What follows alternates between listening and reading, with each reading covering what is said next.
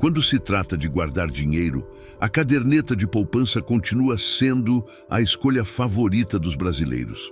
Cerca de 1 em cada 4 opta por esse método, buscando segurança e acessibilidade para realizar seus sonhos, como comprar uma casa ou fazer aquela viagem tão desejada. No entanto, nos anos 90, o país foi abalado por uma decisão chocante de um presidente que impactou diretamente a vida financeira de muitos brasileiros: o confisco da poupança. Como isso aconteceu? Quais foram as consequências imediatas? E há o risco de algo semelhante acontecer novamente? Vamos explorar essas questões agora. Mas antes, se você é novo por aqui, não se esqueça de se inscrever no canal e ativar as notificações para não perder nenhum conteúdo futuro emocionante. O receio de investir em ações ou criptomoedas e a confiança inabalável na poupança como o porto seguro dos investimentos brasileiros são compreensíveis, especialmente quando consideramos o histórico turbulento do país. Em um dia que ficou marcado na história, em 16 de março de 1990, os brasileiros testemunharam o que se tornou o maior ataque hacker já registrado no país. O governo federal tomou a decisão chocante de confiscar o dinheiro de todos os cidadãos depositado nos bancos nacionais, acima do montante de 50 mil cruzeiros novos, o que equivalia a algo entre 5 mil e 8 mil nos dias de hoje. Isso mesmo que você ouviu. Todos aqueles que mantinham essa quantia guardada em contas correntes, poupanças ou investimentos financeiros foram afetados pelo governo. Ao invés de ser reconhecido como um roubo, o confisco da poupança foi apresentado como parte de um novo plano econômico, o Plano Collor-In. Esse evento histórico deixou uma cicatriz profunda na confiança dos brasileiros em relação aos investimentos financeiros e até hoje seu impacto influencia nas decisões de muitos. Vamos relembrar os fatos, caso você não esteja familiarizado com essa parte da história do Brasil. Na década de 1980, sob o regime da ditadura militar, o Brasil enfrentava uma crise econômica avassaladora, caracterizada por uma hiperinflação desenfreada. Então, em 1989, aconteceu a primeira eleição presidencial por voto direto no Brasil, após o período de redemocratização. Fernando Collor de Mello foi eleito presidente no segundo turno. Collor assumiu a presidência em 15 de março de 1990 e no dia seguinte revelou seu plano para reerguer a economia, o famoso Plano Collor.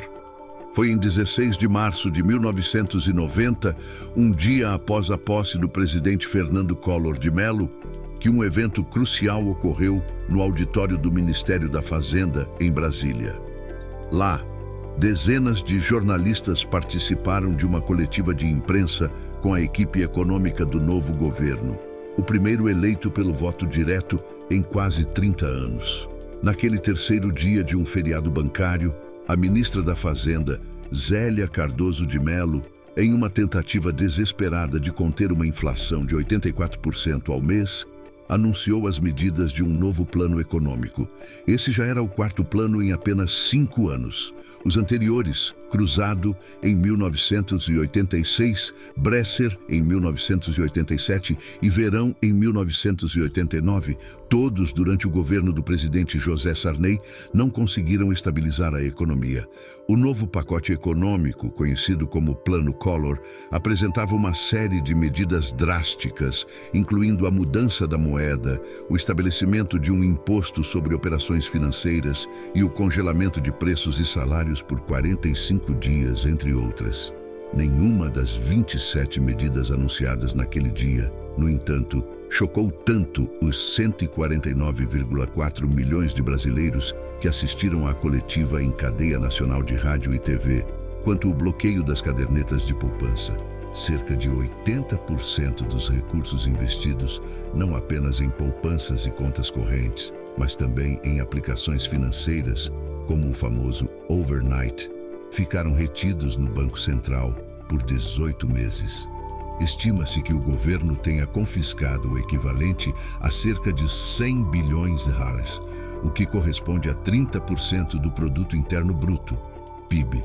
Mas como isso foi possível? Bem, na verdade, o anúncio do Plano Collor foi meticulosamente planejado. Ele foi revelado em uma sexta-feira, 16 de março de 1990, que também marcou o último dia de um feriado bancário decretado pelo ministro da Fazenda do governo de José Sarney, Maílson da Nóbrega, que ocorreu nos dias 14, 15 e 16 de março de 1990. Isso implicava que desde 13 de março, os brasileiros estavam com os saques bloqueados nos bancos. E como o plano foi divulgado na sexta-feira, que ainda era um feriado bancário, os brasileiros só puderam ir aos bancos em 19 de março, segunda-feira. Essa situação desencadeou uma corrida aos bancos. Segundo estimativas da Federação Brasileira de Bancos, FEBRABAN, cerca de 10 milhões de pessoas foram aos bancos na segunda-feira, 19, para sacar dinheiro ou tirar dúvidas sobre o novo sistema. Considerando que o país tinha cerca de 149 milhões de habitantes na época, estima-se que quase 10% da população correu para os bancos em busca de salvar o dinheiro que ainda restava. No entanto, os bancos não tinham dinheiro suficiente para atender a todos. Isso destacou a falta de liquidez nos bancos do país, revelando que uma pequena parte da população tinha depositado mais dinheiro do que o sistema financeiro poderia suportar.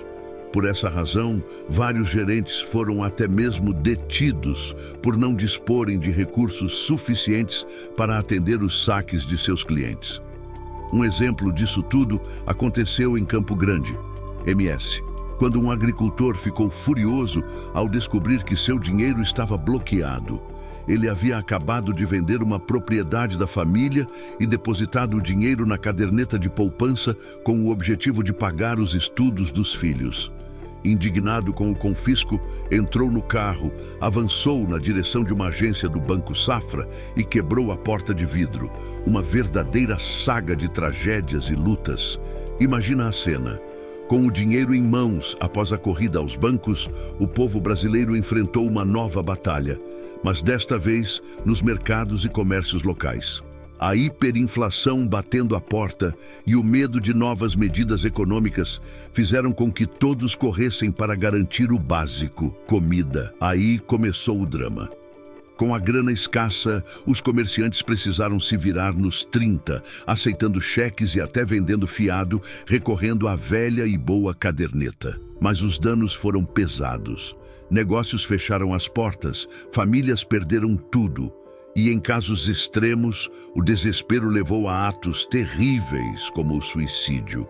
E o que dizer do dinheiro confiscado? Sumiu no ar, como num passe de mágica. Como em um filme de suspense, aquele dinheiro simplesmente desapareceu. E os brasileiros até hoje batalham na justiça para reaver o que foi perdido. O Supremo Tribunal Federal entrou em ação, validando um acordo para a devolução dos valores confiscados. Mas a burocracia e os entraves ainda persistem, deixando muitos no limbo.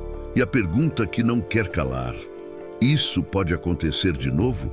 Bem, especialistas garantem que as chances são mínimas. Uma série de medidas legais e o contexto econômico atual tornam o cenário bem diferente. Então, fica o alerta. Cuidado com as fake news que circulam por aí sobre um possível confisco da poupança. É mais política do que economia. Uma retórica para assustar a população. E agora me conta, já conhecia essa história? O que achou de tudo isso? Compartilhe a sua opinião com a gente nos comentários.